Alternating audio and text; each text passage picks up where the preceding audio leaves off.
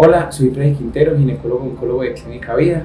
El cáncer de cervix o el cáncer de cuello uterino es simplemente una proliferación anormal de células a nivel de ese órgano.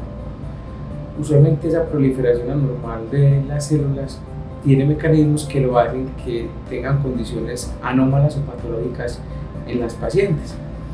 No tienen los mecanismos de muerte celular como lo tienen la mayoría de las células del cuerpo, sino que usualmente están afectados esos mecanismos. La proliferación o la multiplicación de las células es de forma desorganizada, tiene la capacidad de generar daño en otros órganos, ya sea órganos vecinos como el recto, una vejiga, o también la capacidad de generar daño de órganos a distancia, que es lo que conocemos como metástasis, por esa misma alteración de los mecanismos celulares. El cáncer de cuello uterino básicamente tiene algunos mecanismos que están explicados en la producción como tal. El más importante y el factor que más conocemos es la infección por el virus del papiloma humano. Se dice que hasta un 99% de las pacientes que tienen cáncer de cuello uterino tienen positividad para este virus. No quiere decir que todas las pacientes que tengan virus del papiloma humano van a desarrollar cáncer de cuello uterino. Eso debe quedar muy claro, porque muchas veces a la consulta llegan pacientes con una prueba positiva, asustadas porque tienen cáncer de cuello uterino. Entonces, el hecho de que haya una asociación causal entre el cáncer del cuello del útero y el virus del papiloma no quiere decir que todas lo vayan a generar.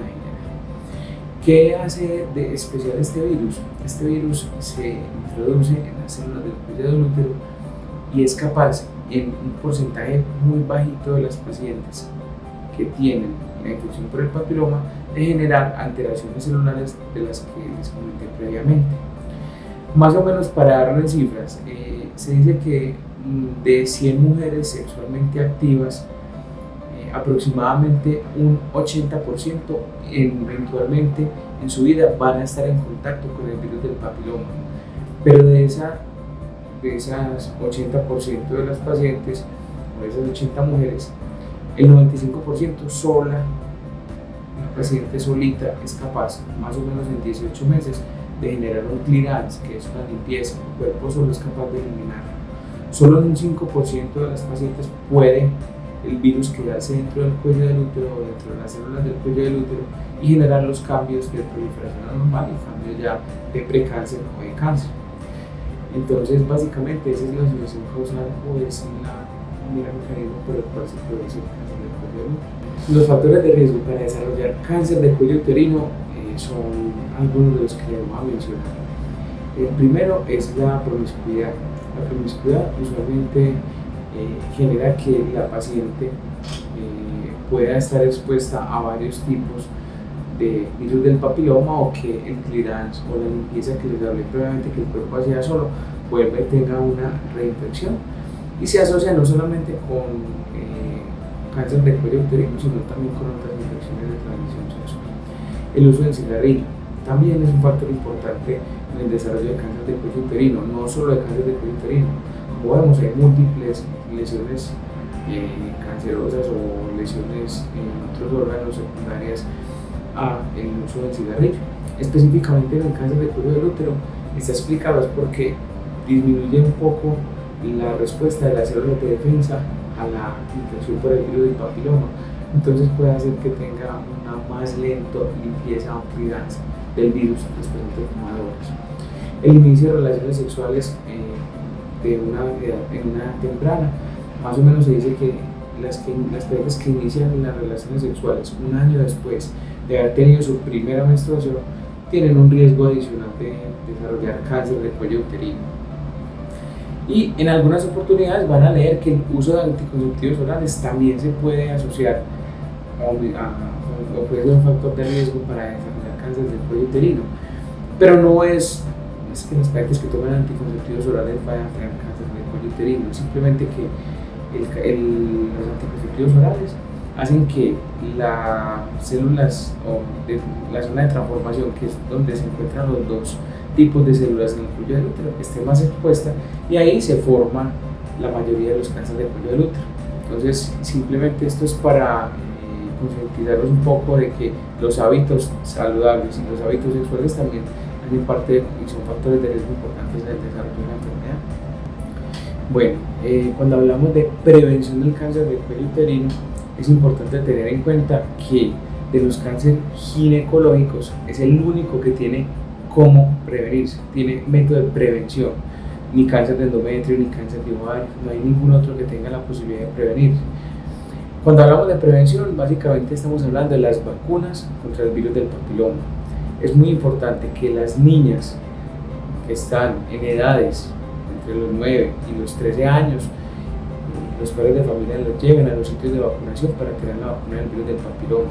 Es un cáncer que es prevenible y eso es un lujo que tenemos y debemos reconocerlo a nivel sociedad, porque de esta vacunación depende que nuestras niñas a futuro no desarrollen un cáncer del cuello del útero. Ya lo otro, que es detección temprana, que vamos a hablarlo más adelante, también es importante tenerlo en cuenta, pero cuando hablamos de prevención, básicamente es la vacunación en las pacientes en los cuales están indicados. Entonces, yo sé que ha habido muchos comentarios y rumores con relación a vacunar o no las niñas, y sería muy triste desde el punto de vista académico y científico que teniendo la opción de prevenir un cáncer, los padres de familia no estemos vacunando a nuestras hijas y pierdan la oportunidad de que se prevenga una enfermedad que puede tener desenlaces catastróficos. Con relación a la detección temprana, es muy importante tener en cuenta que el cáncer de cuello uterino también tiene otra particularidad que lo hace diferente de los otros cánceres ginecológicos, y es la detección temprana.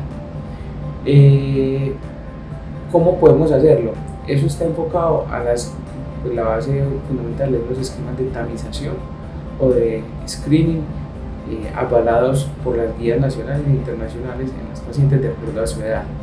Entonces, las pacientes de 25 a 30 años está recomendado hacer solamente la citología. Se hace en este momento, al año, después al siguiente año. Si tiene 3 negativas, después de eso pasa a un screening o una tamización a los 3 años. Las pacientes por encima de los 30 años se les hace un test del virus del papiloma. Es una prueba que nos ha permitido tener mejor sensibilidad y especificidad.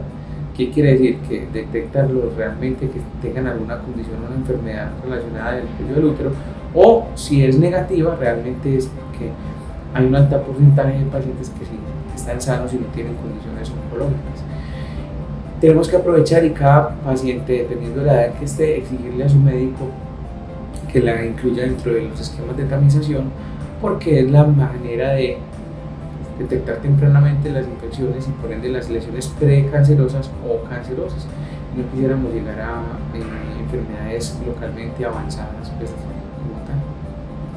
Bueno, ya hemos hablado de la prevención, de la detección temprana.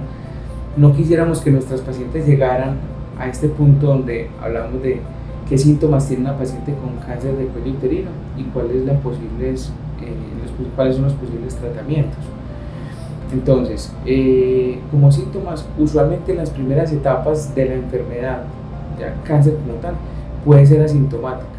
El primer síntoma o el principal síntoma al inicio de la enfermedad es el sangrado con las relaciones sexuales. No es normal sangrar por una relación sexual y eso prende las alarmas para hacer una evaluación juiciosa del cuello del útero para evaluar lo que no haya, pues, como tal, lesiones sugestivas de cáncer. Después del sangrado con las relaciones sexuales puede empezar otros síntomas adicionales como el dolor pélvico, sensación de distensión abdominal, dolor o ardor para la orina, cambios en la deposición. Usualmente el cáncer de cuello uterino es un cáncer que va afectando primero los órganos que están alrededor y de acuerdo a la afectación que tengan esos órganos alrededor van a presentarse los síntomas. O ya en enfermedades tan avanzadas que puedan generar síntomas a nivel de otros órganos, tos, dolor de cabeza, pero ya eso se da en pacientes que tengan compromisos tan avanzados que el cáncer haya sido capaz de viajar al pulmón o al sistema nervioso central. Con relación al tratamiento, dependiendo del estado o de la etapa en que esté el cáncer, de ahí depende qué vamos a ofrecerle a nuestros pacientes. La del cáncer se divide en 4 etapas. La primera etapa es una etapa en la cual la mayoría de las pacientes que tengan un tumor que mida menos de 4 centímetros, se les ofrece una opción quirúrgica: extraer el útero con los ganglios de la pelvis, que es donde usualmente pueden viajar células cancerosas. De ahí, de la etapa 2, 3, ya el tratamiento no es con cirugía, el tratamiento se hace con quimiorradioterapia, quimiorradiación o una especie de quimioterapia en el mismo momento concomitante con la radioterapia, que son técnicas que permiten quemar el tumor, por decirlo así, in situ. Y la etapa 4, que es una etapa donde ya hay una enfermedad avanzada que ha viajado a otros sitios a distancia o ha hecho metástasis a distancia, se individualiza la paciente. Dependiendo del sitio donde es la metástasis y de los síntomas que tenga, se hace el tratamiento con quimioterapia o con radioterapia o con las dos. Y básicamente la intención del tratamiento en estas pacientes en etapa 4 es paliativo.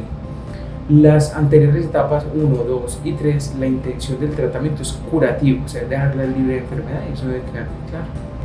Para finalizar, y como los mensajes que debemos tener con relación al cáncer del cuello uterino, lo primero es que aprovechemos que es una enfermedad prevenible y que tiene posibilidad de detectarse de forma temprana.